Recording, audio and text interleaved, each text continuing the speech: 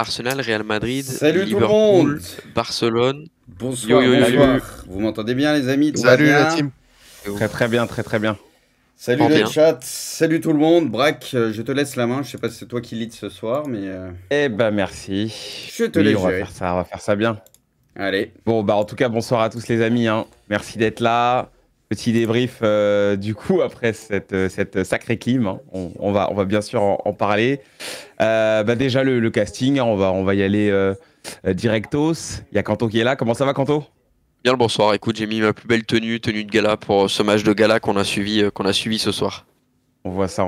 C'est quoi, tu l'as récupéré une brocante ou? Non, c'est Lio, je crois. Ouais, je crois, c'est Lio, il me semble, si je dis pas de Aucun bêtises. respect. Célio. C'est vrai que On Célio, est bien parfois, dedans. ils font des petites collabs comme ça. Célio, parfois, c'est sympa, j'avoue. Par contre, C'est Braque, qu'ils ont fait une Ouais. grosse veste doudoune Pokémon, j'étais à deux doigts de l'acheter, mais bon, il n'y Ouais. allait pas trop, quoi. j'ai un l'impression écho, que Braque, c'est ça ouais, il y a un petit écho, Braque. Je crois que ça vient de toi, mais Ah, mais non, mais c'est parce que j'écoutais le débrief, en fait. C'est pour ça. tu veux un débrief salé, Mais c'est c'est ça? bon.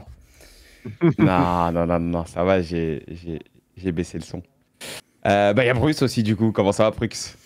Bon, un peu comme tout le monde, hein. On a tous pris, je pense, une petite clim. Un peu. Une de plus, j'ai envie de dire. Soirée Ouais. très très frustrante. Après, on va dire, vu le déroulement du match, à la fin, tu te dis, bon, ça semble peut-être le 1-0 pour Liverpool, salement, qui méritait absolument pas de gagner 1-0, mais bon, c'est comme ça, c'est le foot, on connaît. Après, on va en discuter. On a tous. un peu plus. Non, mais beaucoup. Je veux dire, ce soir, le Enfin, en fait- football n'a pas été récompensé d'une certaine manière. Je veux dire, il n'y a eu qu'une équipe sur le terrain. Et s'il y a une équipe, moi je suis toujours pour l'équipe de toute façon, au-delà d'une équipe française ou quoi, qui mérite. Tu vois, et au mérite ce soir le PSG. Honnêtement, juste pour le football, on va dire pur, c'est quand même rageant de les voir perdre ce match, quoi. Ouais, non, c'est vrai que c'est assez cruel. Mais on va bien sûr en parler plus en profondeur dès qu'on finit.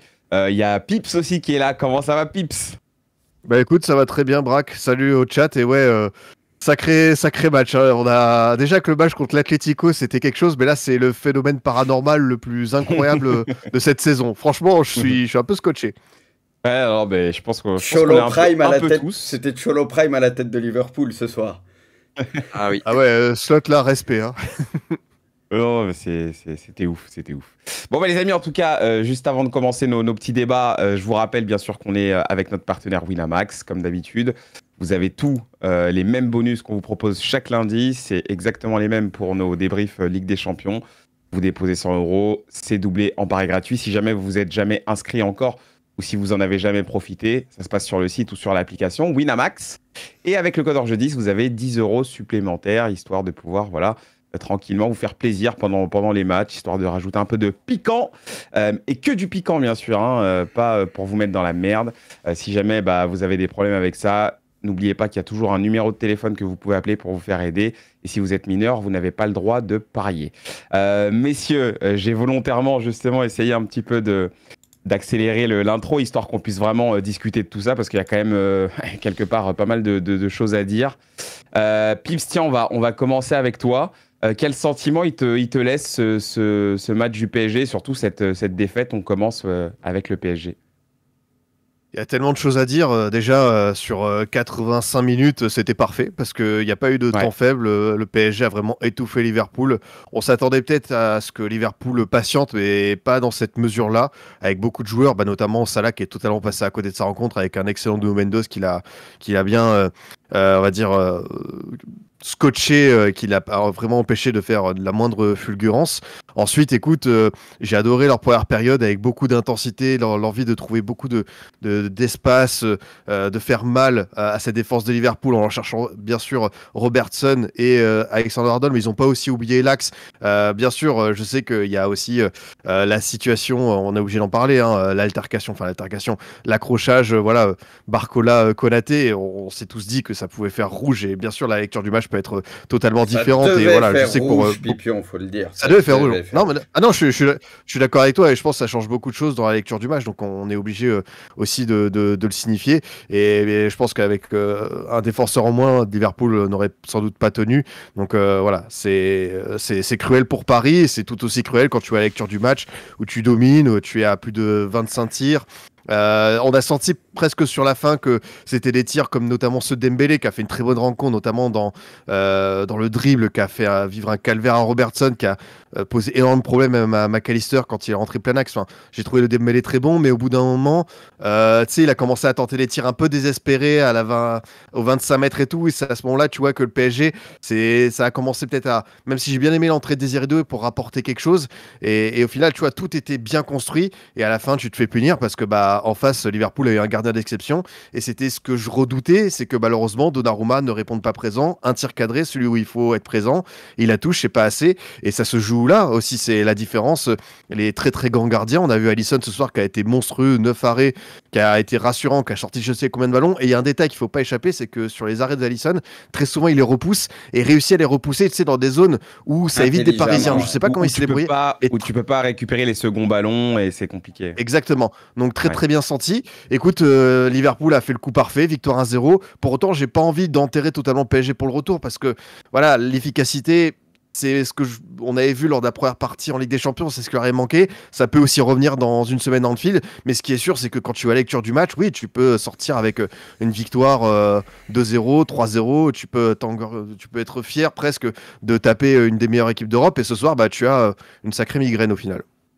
Complètement, complètement. On reparlera tout à l'heure pendant l'évaluation individuelle des joueurs de Nuno Mendes, bien sûr. Brux, évidemment, on va pas se cacher derrière ce penalty ou ce carton rouge, cette situation pas sifflée par l'arbitre. Mais on a vu un très bon PSG. Comment t'expliques que finalement ce match échappe au PSG, au moins que le PSG ne le perde pas? En fait, j'ai eu... Bon, déjà, il y a rouge tous les jours, ça on l'a dit. Après, une fois que tu as dit ça, bon, c'est pas normal, tu dois mettre rouge. Après, j'ai eu l'impression, en fait, de voir sur ce match une version du PSG améliorée du début de saison Ligue des Champions, ou dans l'incapacité de finir ses occasions, de forcer des tirs. On l'a vu avec Dembélé ce soir, qui a quand même forcé des tirs. Il est en confiance en ce moment, pas de souci, mais il y a eu des tirs, des fois, ça ressemblait à rien. Donc, tu as eu le sentiment que le match, il pouvait durer 4 heures et que finalement, le PSG allait pas réussir à concrétiser une occasion. Bon, tu as Alisson qui fait un match incroyable, hein. Voilà, lui, il a plein de parades à faire, il les fait très bien. Malheureusement, Donnarumma, il est quasi pas sollicité et le peu qu'il l'a été, bah, c'est filoche. C'est ça qui est dommage. Donc, le PSG fait le match parfait à 16, 17%, appelle ça comme tu veux. Mais au football, encore une fois, il faut être capable de concrétiser les occasions, ça se joue sur ça. Et le PSG est en incapacité ce soir. Donc j'ai revu un peu cette mauvaise version. T'as Kvara qui, lui, était plutôt bien à ce niveau-là ce soir. Ses frappes étaient dangereuses. Il y a ce but avec le hors-jeu qui joue à rien. T'as Kvara, tu sentais, il avait réglé la mire. Lui, c'est pour ça que j'aimais bien quand il tentait sa chance, etc. Parce que lui, tu sentais, il avait le truc ce soir. Mais pour le reste, c'était quand même plus compliqué. Bon, il y a la frappe de Doué qui est magnifique. Mais Alisson, il va la chercher, tu peux rien faire. Mais c'est là-dessus le gros regret, bien sûr, au-delà du rouge. Et après... il y a aussi, mine de rien, les entrants du côté de Liverpool qui ont fait du bien. Et Marquinhos, Darwin lui a fait quand même un peu de mal, hein, sur son entrée, sur les ballons allés au combat. Parce que le PSG gagnait 95 ou même plus, 95% des duels. Il bouffait Liverpool à tous les niveaux. Et c'est vrai que Marquinhos a été assez hésitant avec Darwin notamment. Et ça a fait mal sur la fin de match, malheureusement. Mais voilà, bah écoute, c'est comme ça. C'est très frustrant parce qu'on a vu un PSG très très fort ce soir. Mais bon, comme j'ai dit un peu plus tôt, le plus important, c'est de concrétiser et de marquer les buts. Mais c'est vrai que c'est très frustrant parce qu'on s'attendait à ce que le PSG ait peut-être plus le ballon ce soir. Ça, c'était logique. Mais de bouffer à ce point-là Liverpool dans tous les secteurs, on ne pouvait pas s'y attendre. Donc, honnêtement, c'est ultra frustrant. Et moi, contrairement à Pipion, sincèrement, pour moi, c'est fini parce que le match retour, ça ne sera pas du tout la même histoire là-bas en Anfield. On le sait tous. Et là, tu fais un match où tu as dominé la tête et des épaules, tu as dominé, mais complètement Liverpool, et tu arrives à perdre le match. Pour moi, ça va quand même laisser des traces, ça va laisser un peu le doute planer. Le match retour arrive très bientôt, et je pense que Liverpool ne laisseront pas passer l'occasion. Ils ont eu beaucoup de chance ce soir, ils le savent très bien, mais je pense qu'ils vont faire un gros match au retour. Moi, je pense que Paris a laissé passer sa chance ce soir, malheureusement. Ah, t'as un peu spoilé la suite de l'émission là, parce qu'après derrière il y avait les pronos pour le match désolé, retour. Je savais pas, Brad, j'ai pas vu le conducteur. Cassé mon conducteur. J'ai pas vu le conducteur. C'est pas grave. C'est pas grave, c'est pas grave. Je reviens sur ce que Bruce disait, Kanto, pour rebondir par rapport à l'efficacité. Même Vitinha l'a dit à la fin de la rencontre, hein, le plus important c'est finalement de marquer. Donc t'as beau dominer, si tu marques pas, quelque part c'est comme si, je dirais pas que ça sert à rien, mais bon, tu m'as compris. Comment est-ce que tu expliques que Paris, avec autant d'occasions, avec autant d'emprise sur le jeu, avec autant de maîtrise aussi, n'arrive pas finalement à marquer ce petit but, même juste ce petit but? Vitinha a eu raison de le souligner parce que ce soir, moi j'ai vu une des plus belles équipes que j'ai vu jouer en Europe cette année, un des plus beaux matchs, un des plus aboutis en tout cas quand j'ai vu ce PSG-là. Mais comme tu le dis et comme Vitinha l'a très bien dit, si tu joues bien au foot mais que tu marques pas de but, ça servira à rien et tu iras à la maison et dans quelques années, personne ne se rappellera que tu avais bien joué sur ce match-là du moment que tu vas pas au bout de la compétition. Si on se rappelle lundi, moi j'avais mis dans mes moments clés enfin comment on appelle ça déjà Les trucs qui vont faire la balance lundi. sur le match, quoi, en gros. Les... Voilà Ah oui, les t'es focus. voilà les focus, les clés du match. Ma dernière clé, je sais pas si vous en rappelez, j'avais dit la réussite devant le but de ce PSG là. Oui. Pourquoi? Parce que j'avais conscience que ce PSG là tournait en plein régime, à plein régime déjà. Premièrement, de par la qualité de jeu, mais derrière, par rapport à la finition. Par rapport à la qualité de jeu, je savais que ce PSG-là joue très bien depuis plusieurs semaines et serait en capacité de jouer bien face à Liverpool. Aussi bien, je le pensais pas sincèrement, mais je savais qu'il serait en capacité de bien jouer face à Liverpool. Par contre, là où j'avais des doutes, c'était par rapport à la surperformance, où j'ai l'impression qu'aujourd'hui, Dembélé dès qu'il tire, il y a but, Doué dès qu'il tire, il y a but, que voilà, toute cette attaque parisienne est capable sur ces dernières semaines de marquer dans presque toutes les positions, dans presque toutes les combinaisons, et presque même, alors là il faudrait regarder de plus près les XG, le nombre de buts marqués par rapport au nombre de buts créés et les XG, mais j'ai eu moi cette sensation-là hors data ces dernières semaines. Et je me posais la question, est-ce que ce PSG-là va être capable de réaliser de tels exploits encore, à être aussi clinique en termes de finition, et même lorsqu'il y a une demi-occasion de la mettre au fond, est-ce que ce PSG-là en est capable face aux meilleurs? On a eu la réponse ce soir. Ça se joue à quoi? Ça se joue à un grand Alisson Becker, ça se joue à de la malchance, ça se joue à beaucoup de choses. Et si vous voulez trouver un coupable réellement, ça va être très très difficile. Parce que tant la domination a été forte et la manière a été belle pour le PSG, c'est difficile d'expliquer finalement comment, à un moment donné, ça ne rentre pas. Pour moi, le vrai tournant du match, c'est ce but refusé en position de hors-jeu, parce que ce but de Gvara, pour moi, viendrait débloquer la situation, débloquer le compteur et décomplexer complètement les Parisiens. Et à partir de ce moment-là, moi, quand je vois ce but avant que ce soit refusé, je me dis, aïe, le PSG ce soir, ils vont en mettre 2 ou 3 à Liverpool et ils vont se mettre très très bien avant le match retour. Sauf que en face, t'as un gardien qui prend feu et que t'as la malchance, t'as pas de réussite, et il en faut aussi dans les grands matchs. Vous savez, dans le foot, on parle souvent de cet adage à la con, le foot, ça se joue sur des détails, le sport de haut niveau se joue sur des détails. Bah, ce soir, je pense que c'est typiquement le match qui se joue sur des détails, parce que tu manques de réussite à chaque fois à pas grand chose, à un bout de doigt de Alisson, et derrière c'est toi qui fais ton erreur avec un Donnarumma qu'on attendait pour être décisif sur la seule occasion du match. Ça n'a pas été le cas, avec une couverture défensive qui a été plutôt mauvaise sur ce but-là. Et voilà, Paris peut avoir de gros regrets. Je suis pas aussi sceptique que Bruce. En fait, j'ai peut-être un petit peu de mal à m'imaginer aujourd'hui à quel point, en étant aussi fort à l'aller, tu peux être Le jour et la nuit. pour C'est la simple et Liverpool bonne qu'il faut raison que prendre c'est en en compte. fil. Non, mais je pense non, que mais je suis d'accord avec ça toi. sera le jour et la nuit, surtout Mais là-bas. je, C'est là où ça va se compliquer. je suis d'accord avec toi sur le fait qu'il va y avoir une progression de Liverpool, mais est-ce que Liverpool va tellement hausser le niveau et Paris re-rentrer dans le rang pour que Paris soit définitivement dehors? Moi, quand je vois le Paris de ce soir, sincèrement, je me dis que même Liverpool là-bas, il y a vraiment un coup à faire. Parce que j'ai vu, et je le répète encore une fois, je suis supporter Marseille, vous le savez, j'ai vu une des plus belles équipes d'Europe que j'ai vu jouer cette année. Donc rien n'est impossible pour Paris, je pense, pour le match retour. Si je peux Bruce, ouais, justement, Bruce. Non, mais justement, je vais te lancer là-dessus.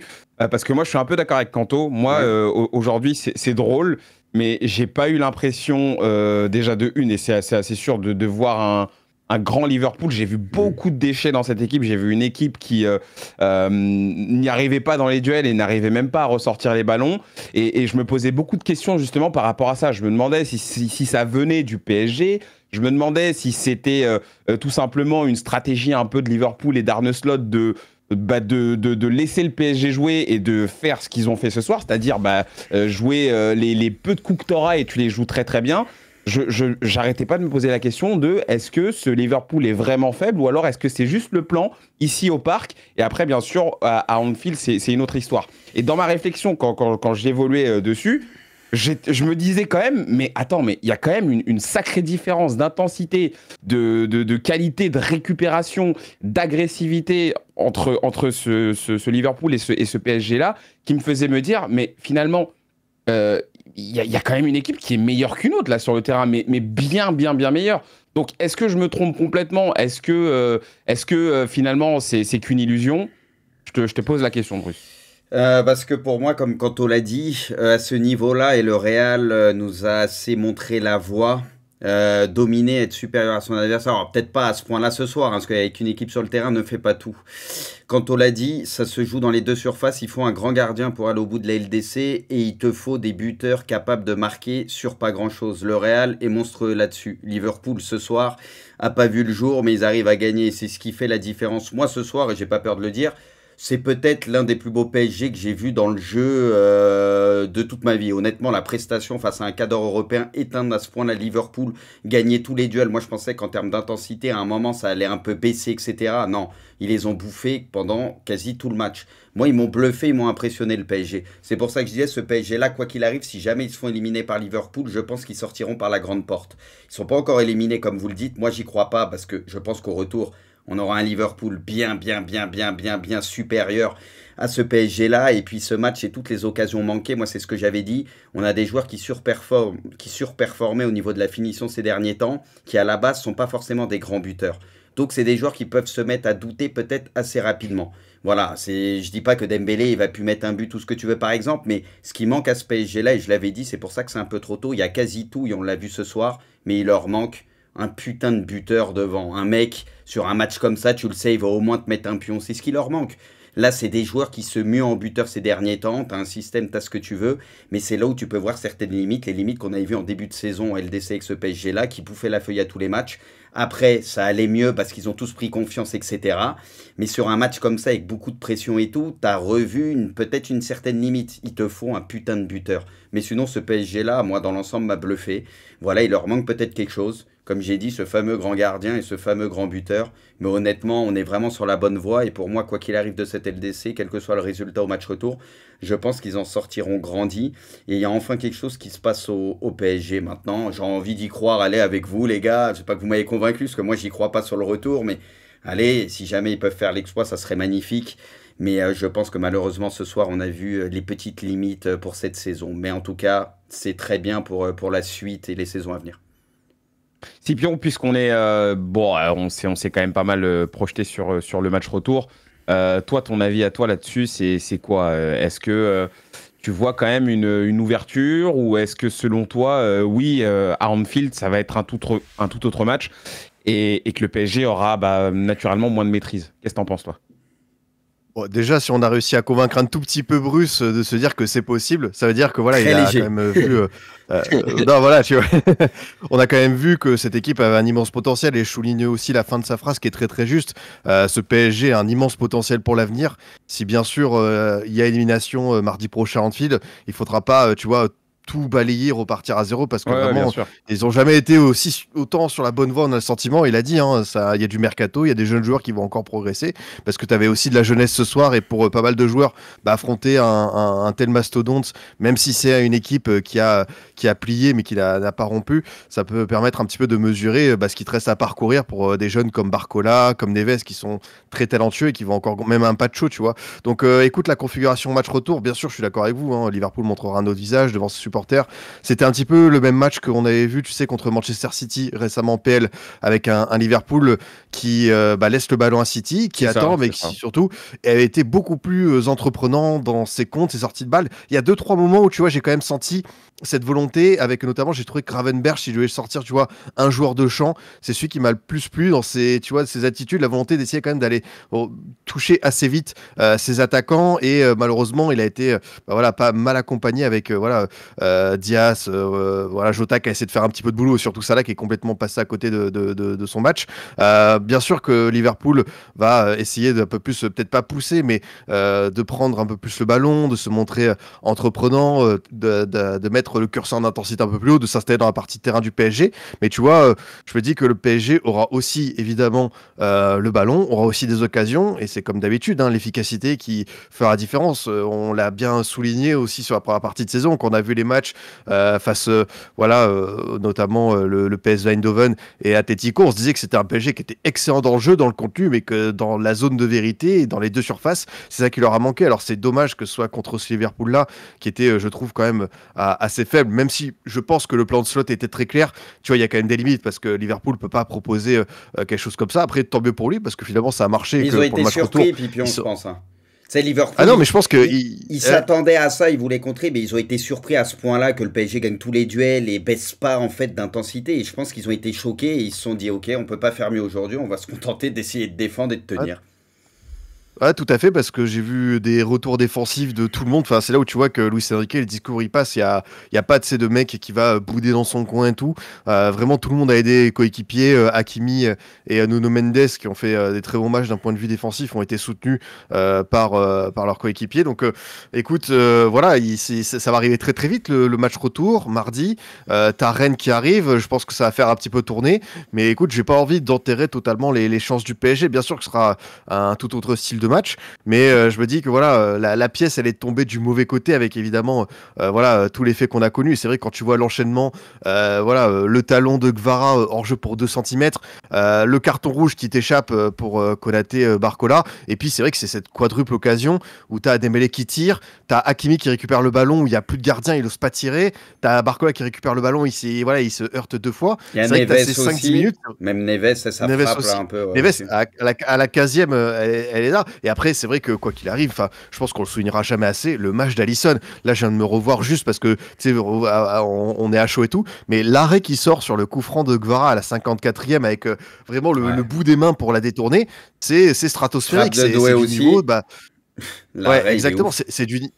C'est du niveau de Courtois sur la finale, bah, justement contre Liverpool en 2022. Donc voilà, Paris a presque tout bien fait. C'est juste qu'Alisson ce soir a peut-être fait le meilleur match de sa carrière. Ouais, il a fait un match complètement fou. De quoi bien nous écœurer. On va faire, Kanto, les évaluations un peu des joueurs au cas par cas et peut-être même des zones. Revenir aussi sûrement sur les focus que vous aviez lundi et essayer de voir si justement vous avez eu des réponses par rapport à ça. Je ne sais pas si vous les avez sous les yeux, vos focus, mais en tout cas, parlons un peu plus des joueurs en détail. Toi, qui t'a vraiment impressionné là ce soir dans ce match-là, encore une fois, malgré la défaite, c'est qui les joueurs un petit peu que toi, tu as trouvé vraiment au-dessus du lot?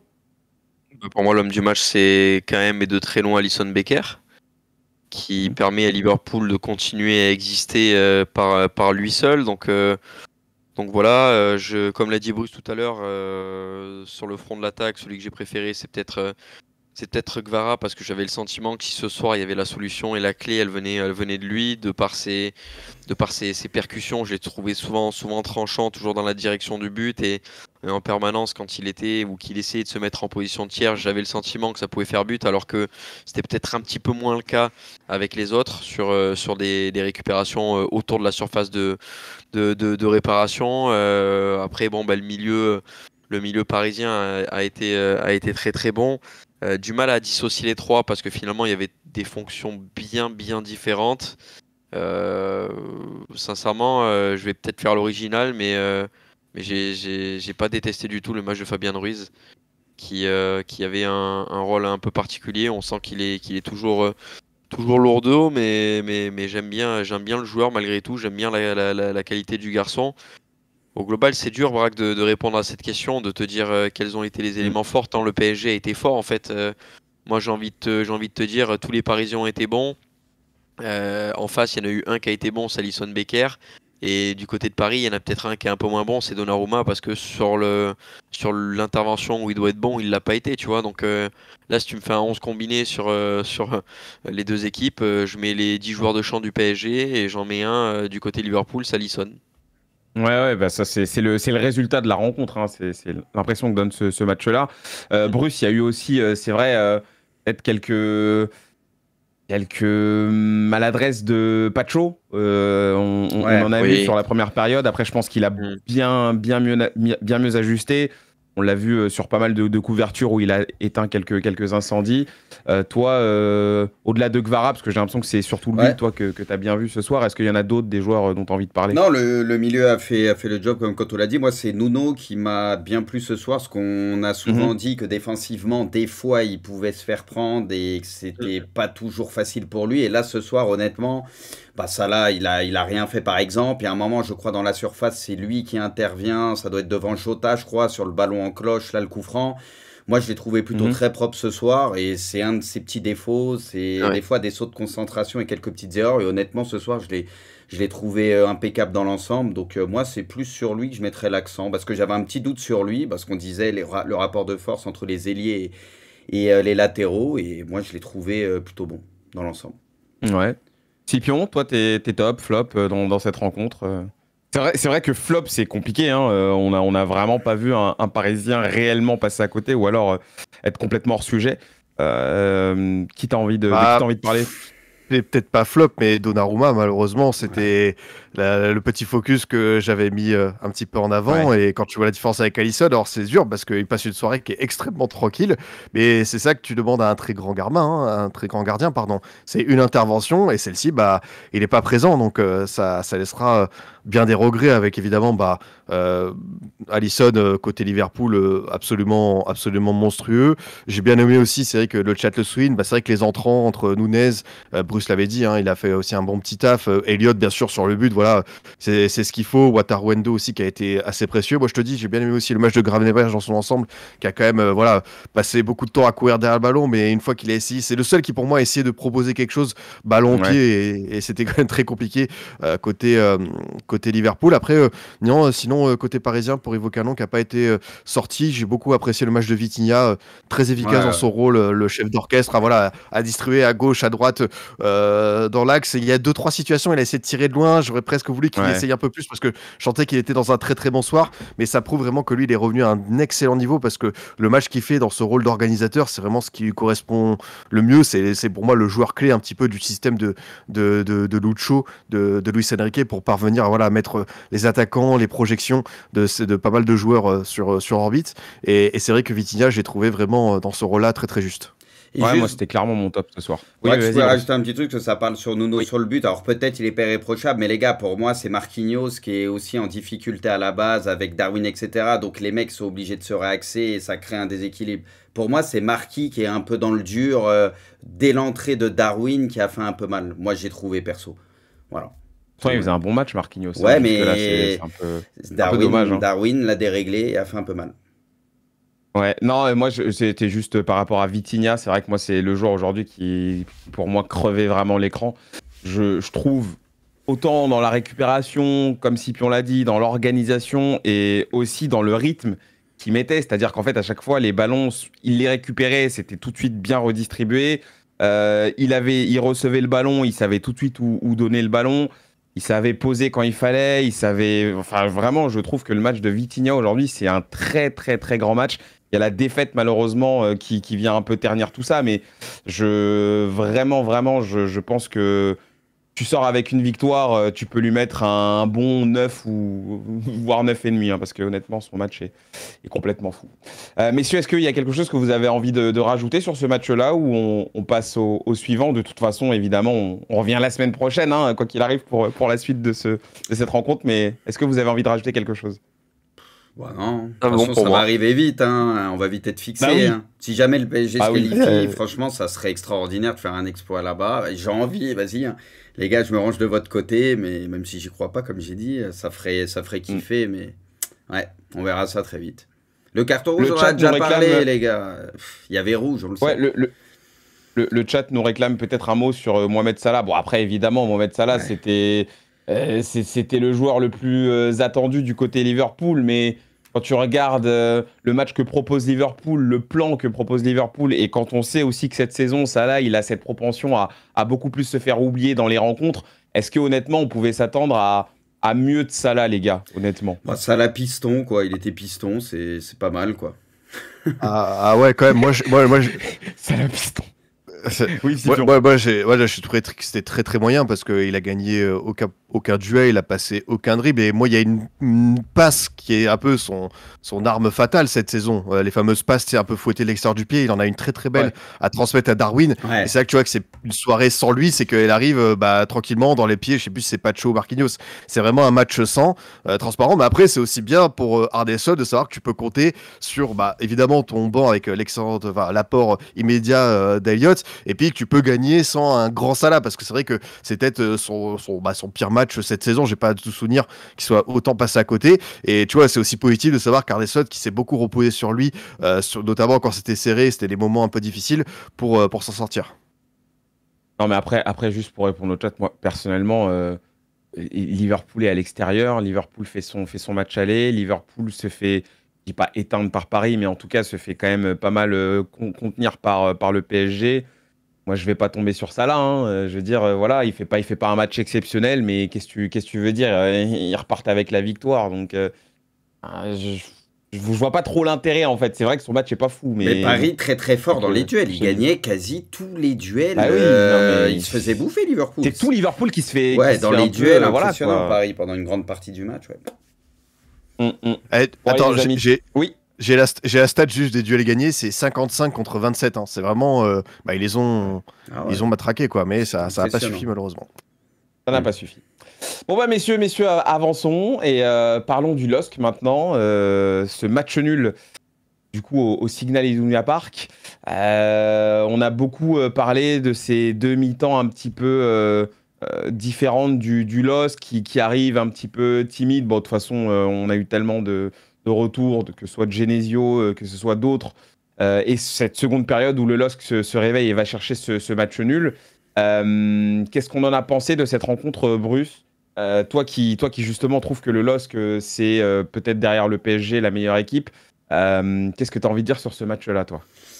Déjà, j'ai envie de dire, pour être honnête, j'étais un peu plus sur l'autre match, mais j'avais celui-là en deuxième écran, donc j'ai pu suivre un peu. Première mi-temps, c'est vrai que ça avait l'air, et notamment le début de match, pas simple pour Lille.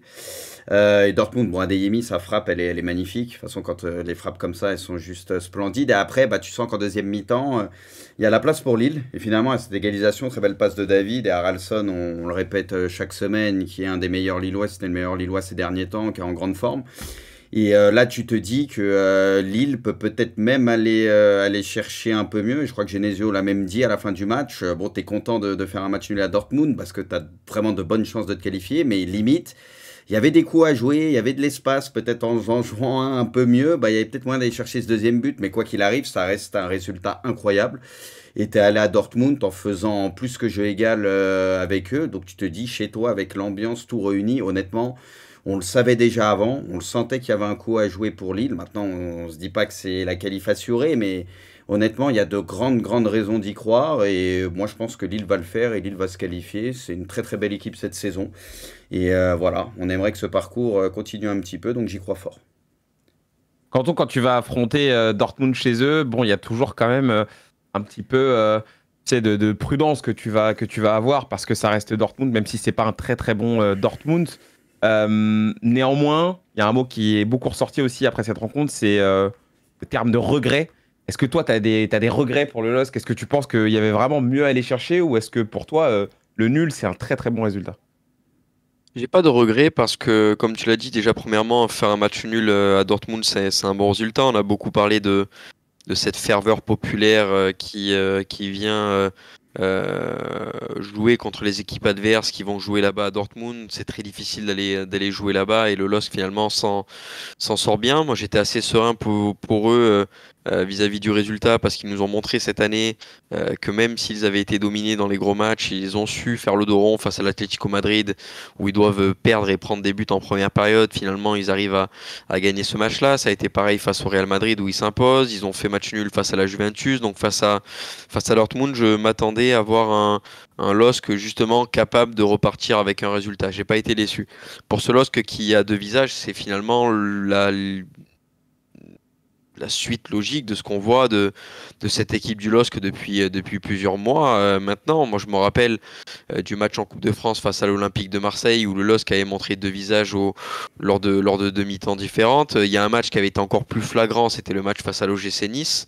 Je sais plus si c'était en janvier ou en février, mais ce match face à l'OGC Nice où ils font une mi-temps de merde et derrière ils jouent vraiment un gros football. Donc on a aussi l'habitude quelque part de voir cette équipe de Lille ne pas avoir cette régularité d'une période à l'autre et d'être complètement changé. Donc non, moi je suis pas déçu de pas avoir vu Lille faire un plus gros résultat, mais plutôt optimiste pour eux parce qu'ils ont montré des qualités et puis maintenant il y aura une réception qui sera difficile désormais à négocier pour Dortmund et face à cette équipe lilloise qui a montré de belles choses, Lille était pour moi un petit peu favori avant la double confrontation et ça se confirme encore plus. Lille est maintenant clairement favori. Ouais, non, c'est sûr. Scipion, on a vu quand même des joueurs bien se mettre en évidence. Évidemment, on a tous vu plus ou moins le match de Boady. Haraldsson, ça a été clairement le métronome hein, sur la seconde période. Hein. Il impulsait un petit peu tout. Le réveil de Jonathan David. Et puis cette défense aussi lilloise, moi, c'est ce que j'ai le plus. C'est le petit bisou qui t'a plu, c'est ça? C'est ce que j'ai le plus relevé. Non, c'est le petit bisou. Tais-toi. Sacré Alexandre. Toi, il y a que ce genre de truc toi, qui te réveille, toi. C'est dingue. Ouais, Deyemi, ça lui a pas déplu, j'ai l'impression. Ah ouais, j'ai l'impression qu'il a bien apprécié. Non, mais défensivement, je les ai trouvés quand même assez costauds sur la seconde période, notamment. Scipion, ouais, je te pose un peu la même question qu'à Kanto. Est-ce que t'as pas l'impression qu'ils avaient le matos pour faire un peu mieux, peut-être? Je sais pas. Oui, bien sûr, quand tu vois le match de Dortmund, tu te dis que Lille, avec peut-être une rencontre au complet sur 90, tu aurais pu aller chercher mieux. Mais c'est bien aussi, tu vois, après l'ouverture du score d'Adeyemi. D'ailleurs, j'ai pas compris pourquoi il n'y avait aucun Lillois au niveau des 16 mètres, parce qu'il était vraiment laissé tout seul. Et juste après les corners, bien sûr qu'il y avait quelqu'un. Donc, tu vois, petite erreur d'inattention, c'est le genre de choses, quand les détails en Ligue des Champions, c'est fondamental. Mais j'ai bien aimé justement leur réaction, parce que cette première mi-temps, ils sont un petit peu timorés, ils prennent ce but. Et ils s'effondrent pas, hein, ils prennent confiance. Et puis la seconde, ils voient que finalement Dortmund est un peu, pas patraque, mais n'ose pas aller mettre le second but, est un peu dans une posture attentiste. Et puis ils se rendent compte que c'est une équipe qui a ses failles cette saison. Et finalement, ça leur a bien profité.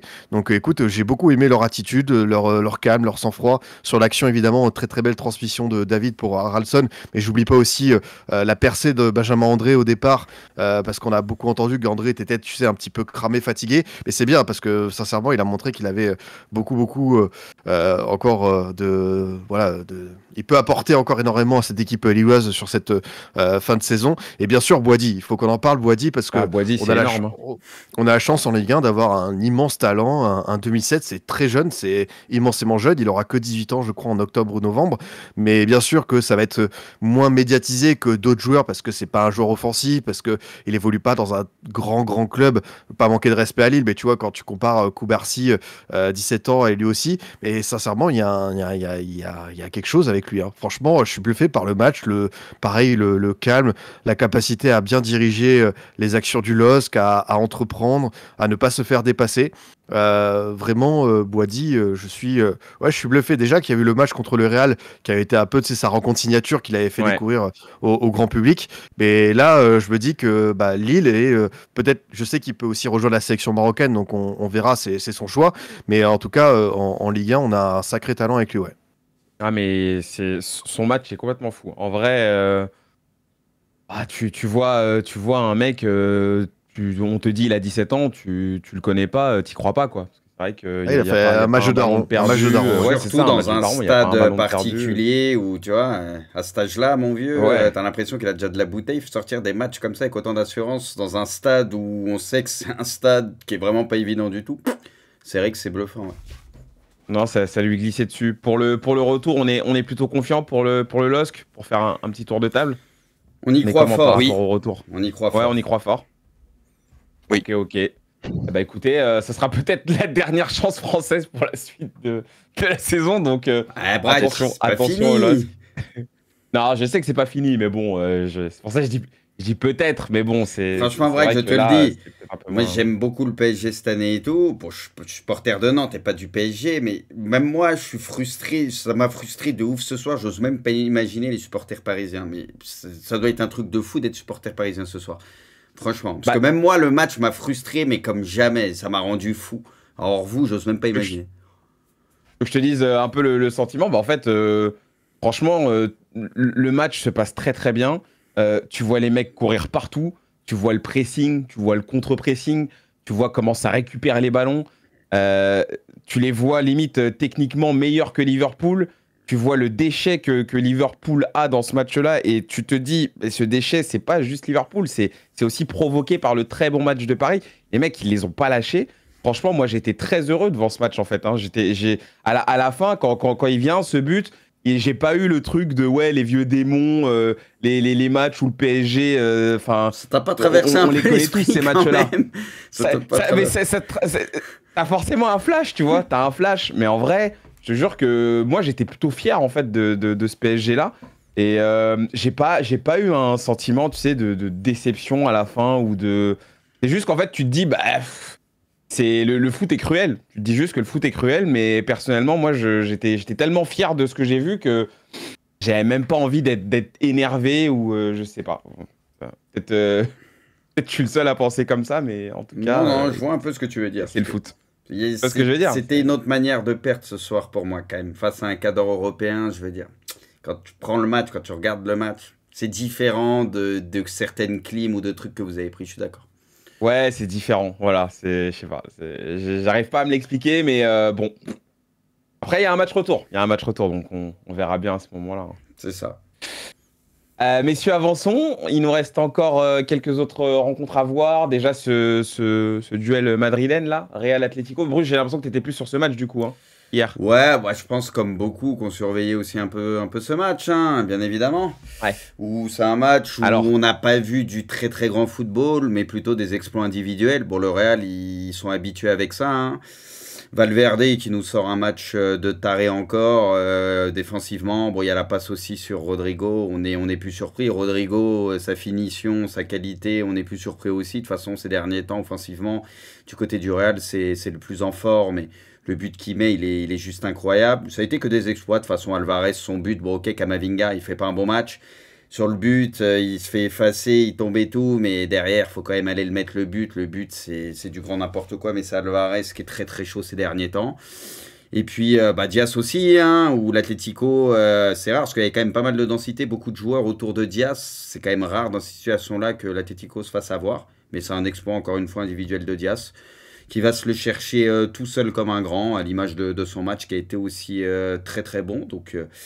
Donc voilà, là on n'est pas beaucoup plus avancé, petit avantage au Real, mais c'est vrai que ce match retour à l'Atlético s'annonce très très chaud. On sait que ça va se jouer à pas grand chose comme souvent entre ces deux équipes aussi, même si ça a tendance à plus souvent tourner du côté du Real, surtout en Ligue des Champions. Mais ouais, c'est loin d'être fait et on s'attend à un match retour assez fou et on sent que hmm, pour le Cholo, allez, 2-1, c'est pas forcément un résultat catastrophique et un mauvais résultat. Il voulait surtout être en vie pour jouer sa chance à fond à domicile lors du match retour et ça va être le cas. Donc on peut s'attendre un peu à tout. Et ouais, pour acheter un truc, Chouameni aussi vraiment pas mal ces derniers temps. Bon, Chouameni. ouais, Kamavinga, Kamavinga, pourquoi tu rigoles? Non, t'as dit Chouameni. Ah, c'est grave. Mais non, mais t'as dit Chouameni, t'as pas dit Chouameni. Je sais pas, bah, excuse-moi, hein, tu pouvais exister Ouais, non, mais Chouameni aussi. ça m'a fait Je rire. croyais que j'avais dit une Non. dinguerie carrément. Je me suis dit, j'ai dit une dinguerie, je sais pas. Ah ok, bon, Pour non, ça, mais je me d'accord, disais, ok. qu'est-ce que j'ai dit? Je me suis trompé de joueur, j'ai fait une faute, je sais pas. Je sais pas, j'ai entendu Chouameni, c'est pour ça. Et Non, mais... ouais, bah Rodrigo a surnagé devant. Bon, avec Diaz aussi, comme j'ai dit, et Vini est un peu compliqué, comme ces derniers temps, bien sûr. Mbappé aussi, très très compliqué. Il y a eu beaucoup de déchets. Donc voilà, heureusement qu'il y a aussi Rodrigo dans ces gros matchs qui, lui, peut répondre aussi présent. Ok, ok. Quanto, j'ai beaucoup entendu gros match sur ce Real Madrid-Atlético. Gros match? Est-ce que toi, t'as eu l'impression... Ouais, moi j'ai entendu plein de gens dire ah, c'était un gros match, ouah, gros match, gros match, gros match. Et pourtant, Ah bon? c'est pas l'impression que j'ai eu. Hein. Donc, je sais pas si c'est juste les gens qui sont un peu emballés. Je vais t'arrêter tout de suite. De toute façon, je l'ai pas vu, donc au moins, je vais pas te dire si c'était un gros match ou. Bah, hier, j'étais dans le train hein, parce que je rentrais de Paris, donc j'ai refait le match du LOSC aujourd'hui, mais j'ai pas refait le match du Real, donc je l'ai pas vu, donc je pourrais pas Je t'en sais pas, parler. moi j'ai entendu plein de gens dire gros match. C'est qui les personnes qui tournent autour de toi, Braque? Je sais pas, non mais aujourd'hui faut les citer là. J'ai fait l'émission sur l'équipe, il y en a plein qui disaient ouais oui, gros match entre le Real et l'Atlético, tout ça. Donc peut-être qu'ils avaient un replay, je sais pas, d'un match de Supercoupe où Valverde avait découpé Morata et c'était bien plus entreprenant parce que là, honnêtement, c'était 3 exploits individuels et 3 exploits fantastiques sur les buts. Honnêtement, on a eu 3 buts qui sont assez fous, hein. Déjà que celui de Rodrigo entre la longue de Valverde qui est parfaite et lui quand il se l'amène avec Javi Galán qui a passé une très mauvaise soirée, c'était top. Le but d'Alvarez, Bruce l'a dit déjà, qui effacé Camavinga, tu dis qu'est-ce qu'il va faire derrière et ça prouve bien que le mec est en pleine confiance parce que pour tenter ce tir face à un Courtois qui a une telle détente et réussir à lui choper sa lucarne, c'est propre. Et même l'enchaînement de Brahim Diaz, après moi j'ai été vraiment déçu du niveau technique du match, beaucoup d'approximations. Évidemment on sait que dans ce genre de configuration Atlético Real il y a toujours un petit peu de nervosité, mais là j'ai vraiment pas vu du beau football. Alors évidemment par moment parce que tu as forcément d'incroyables individualités sur le terrain, ça peut ressortir, mais sincèrement j'étais très déçu des deux côtés. Et comme tu as dit, je pense que quand tu vois les changements notamment voilà, je crois que c'est le Normand qui remplace Griezmann à la 65e, tu dis qu'il veut se contenter de ça, mais finalement il remet Correa Sorloth parce qu'il se dit bon c'est vraiment un Real qui est pas ouf ce soir. Je sais pas trop parce que d'habitude les changements du Cholo comme le match contre le Barça, il avait vraiment été très inspiré. Là, j'ai l'impression qu'il a voulu presque rattraper le changement un petit peu bizarre de Griezmann qui se fait sortir. Et après, écoute, ouais, même côté Real, j'ai pas aimé la performance d'Mbappé qui a été empruntée. Après, voilà, on sait qu'il est quand même bien revenu, hein, mais sur ce genre de match, on l'attendra toujours, hein, parce que voilà, c'est le statut qui est le sien. Pareil pour Vini. Donc voilà, à voir. Ah oui, après Damso, je suis d'accord avec toi. Griezmann n'était pas ouf, hein, mais si tu remplaces Griezmann par Correa, je dis ok, sortir Griezmann pour le Normand, puis ensuite remettre 2 attaquants, tu vois, je trouvais que c'était un peu bizarre les changements. Il a fait une réorganisation en 2 temps, en fait. C'est le sentiment que ça a donné avec ces changements. Ah ouais. Plutôt avantage Real pour le retour ou plutôt avantage Atlético qui sera du coup au Riader. Vous en pensez quoi? Moi, j'avais dit 55-45 en faveur du Real avant la double confrontation. 55-45. Je reste sur 55-45. Pour moi, je suis pas beaucoup plus avancé. Voilà, il y a un but d'avance, ça compte bien sûr, mais tu as l'avantage du terrain. Je pense que ça va jouer à pas grand-chose. Donc, léger avantage Real, mais très léger. Le retour de Bellingham va leur faire du bien. Je pensais qu'il souffrirait peut-être un peu plus au milieu de terrain, même si Camavinga a été pris à défaut. Tu fais bien de le dire, Tchouaméni a été vraiment bon dans son rôle. Pareil pour Brahim, hein, qui a saisi l'opportunité, parce que c'est le genre de joueur qui en a pas souvent des matchs comme ça où il est titulaire. Donc c'est bien de sa part d'avoir été à la fois très travailleur et puis aussi sortir ce coup d'éclat. Donc voilà, je pense, moi, tout autour du plateau, on a dit avantage Real. Je reste sur cette impression. Ok, très bien. Messieurs, qu'est-ce qu'on peut se dire encore? Bon, il y a eu la victoire 7-1 d'Arsenal.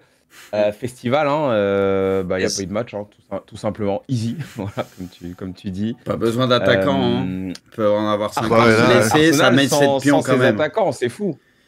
C'est incroyable. Moi, franchement, je m'étais dit là-bas, ça peut être un petit match un peu piégeux. On en avait parlé avec mon chat. On s'est dit, est-ce qu'on sent une petite surprise sur un des matchs allés? On s'est dit, peut-être aller au PSV avec les absents du côté d'Arsenal devant. On sait jamais, ça peut être galère. Bon, d'accord. On reviendra. Non, mais c'est assez fou. Arsenal en quart, ça, il n'y aura pas de problème. Sur les autres rencontres à voir, on avait aussi. Alors attendez, je regarde juste hier.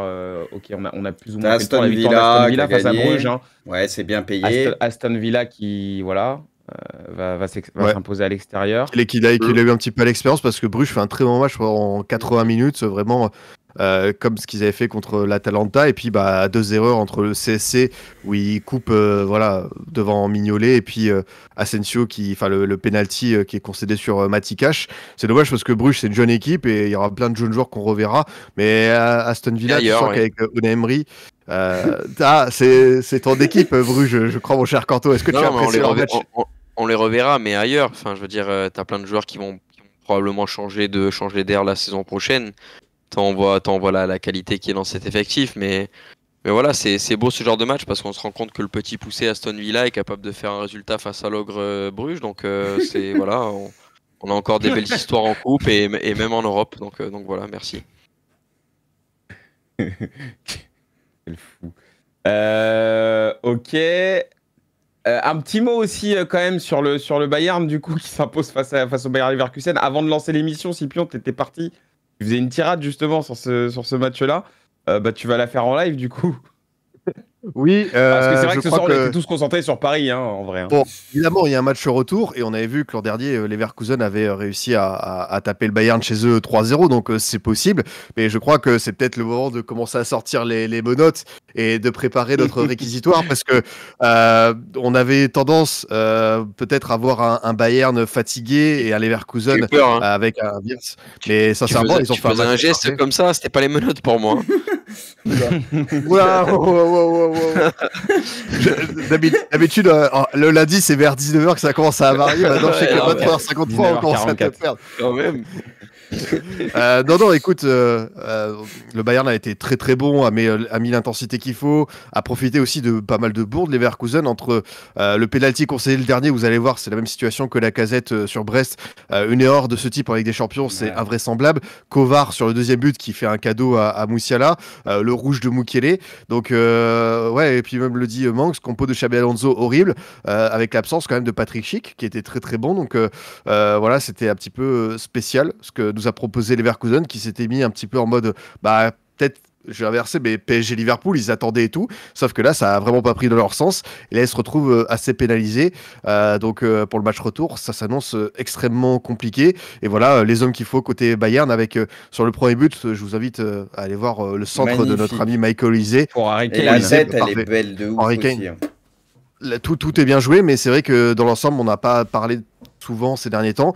Mais Olise, pour une première saison au Bayern, avec son changement de dimension depuis Crystal Palace, depuis l'équipe de France Espoir, je trouve sincèrement, il prend la mesure de ce que c'est le Bayern. Il fait souvent des bons matchs, il est décisif, donc c'est de très très bon augure pour la suite, pour lui, pour le Bayern et pour l'équipe de France. Surtout qu'il commence à trancher par rapport aux autres. Là, on en parlait, je crois, lundi, par rapport au Sané. Sané, tout ça, ouais, bien pris. Même un Coman qui est un peu plus en difficulté. T'as l'impression qu'au lycée, il représente plus l'avenir que Au lycée, ces trois autres gars-là. au lycée, ouais, j'y lycée. étais il y a très longtemps au lycée.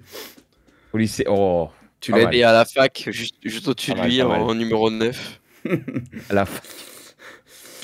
Je suis renchéri pas. Bruce, est-ce que tu as eu l'occasion de voir un petit peu du Barça ce soir ou pas? Parce que sinon, on va se faire tuer si on n'en parle pas. Hein. Franchement, je vais pas te mentir, ce soir, j'étais que sur un match, j'avais même pas de multi ou quoi que ce soit, j'étais que sur le PSG. Je vais pas faire l'acteur. Alors, je sais qu'il y a eu un rouge pour Barcy assez tôt. Et bon, au final, tu te dis, est-ce que le Barça, ils vont pas refaire la même erreur et se tirer une balle dans le pied? Mais même à 10 pendant une grande partie du match, ils arrivent à gagner le match. Et en plus, bon, Rafinha qui marque. Ça, on a l'habitude, hein, il a souvent ce costume de sauveur. Après, je vais pas parler vraiment du match plus que ça, parce que j'avoue que j'étais très focus sur le PSG. Ouais, moi, je suis pareil, j'avais le Bayern carrément, je le regardais même pas tellement, j'étais concentré sur le match de Paris, c'était compliqué. Non, mais oui, vas-y, moi, Scipion. de ce que j'ai pu voir, bien sûr, j'étais forcément un truc concentré. à dire. Non, mais j'ai rattrapé quelques séquences. Déjà, Rafinha, déjà que le match de phase de groupe où il avait marqué ce but au bout du temps additionnel, le 4-5. Mais là, le but, il se le fait tout seul et sincèrement, chapeau à lui parce que on le dit souvent que lui, il a changé de dimension cette saison et on va encore plus s'attendre parce que c'est vrai que les 6-7 premiers mois ont été très très bons et on se dit que Rafinha, les matchs à élimination directe, c'est là qu'il faut répondre et vraiment, il a répondu présent. Et puis c'est vrai que le chat le dit, mais Chesney, 8 arrêts ce soir. On a eu quelques petits doutes parce que c'est vrai qu'il y avait des sorties malheureuses, il y avait des bourdes, notamment ce fameux match contre Benfica. Ouais. Et Chesney. Ouais, c'est ça. Et le père Chesney qu'on a sorti de sa retraite, qu'on voyait juste pour prendre des photos avec le groupe, le cigare au bec, finalement, ça a été plutôt une bonne plus-value en attendant que Ter Stegen revienne. Donc, chapeau à eux. Et c'est vrai que c'est bien de la part du groupe de flics, tu vois, en étant aussi longtemps à 10 contre 11 en subissant, de repartir avec une victoire. Donc, bravo à eux. Et Koubarsi, rien à dire, le rouge est mérité, il n'y a pas de délire. C'était quoi, dernier défenseur? Il y a la faute, dernier défenseur sur Pavlidis, mais il y a, de ce que j'ai vu, il y a peut-être faute au départ sur De Jong et penser que la VAR reverrait ça. Donc ça pouvait tourner dans ce sens.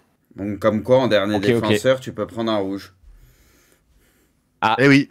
C'est bien de le dire, c'est bien de le signaler. Non, mais encore une fois, il y a des mecs dans certains camions, apparemment. Je sais pas ce qu'ils foutent, mais c'est vrai que c'est quand même assez gravissime. On le dira jamais assez.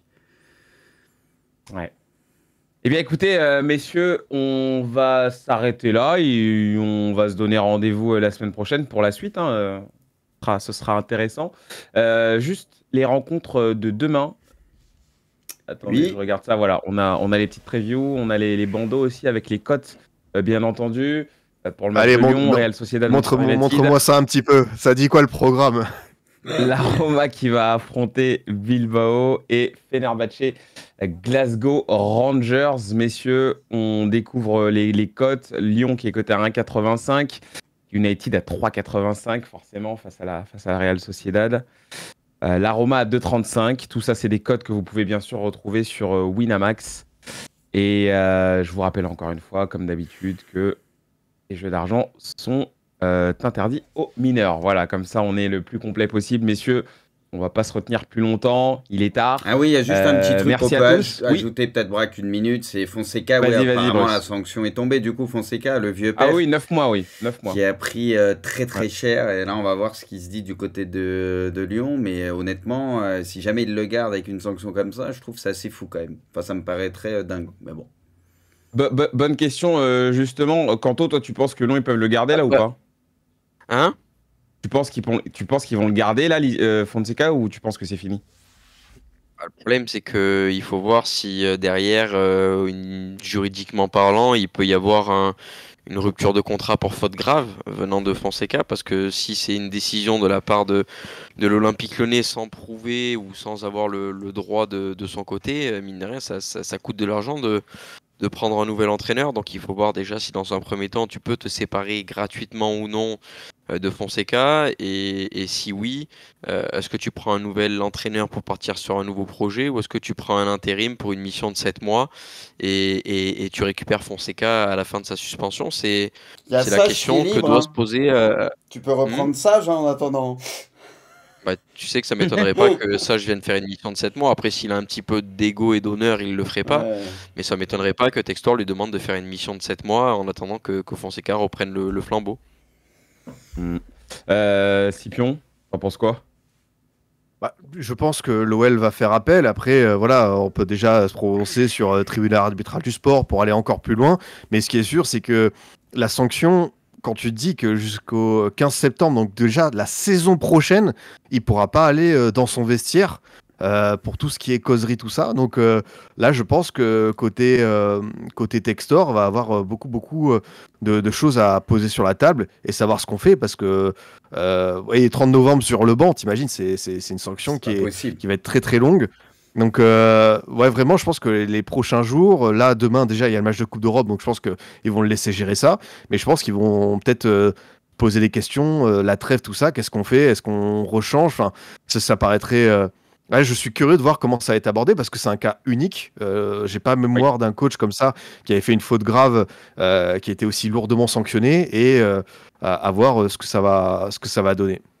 Pour moi, si la sanction elle est confirmée, je vois même pas comment c'est possible qu'il continue. Hein. Mais surtout, la sanction, quoi qu'il arrive, elle va. Pour moi, c'est injouable.